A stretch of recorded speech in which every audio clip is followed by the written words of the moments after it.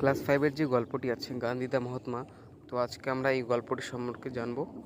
তো গল্পের শুরুতেই একদিন একটি ছোট্ট ছেলে গান্ধীজির কাছে গেল, ঠিক আছে। যখন ছেলেটি মহাত্মা গান্ধীর কাছে গেল, তারপর ছেলেটি মহাত্মা গান্ধীকে দেখে অবাক হয়ে গেল, কারণ এত মহান ব্যক্তি হওয়া সত্ত্বেও তার শরীরের মধ্যে বা গায়ের মধ্যে একটি শার্টও ছিল না বা জামা ছিল না, ঠিক আছে। তারপর সেই ছোট্ট ছেলেটি গান্ধীজিকে জিজ্ঞাসা করলো যে আপনি একটি শার্টও পরেননি কেন।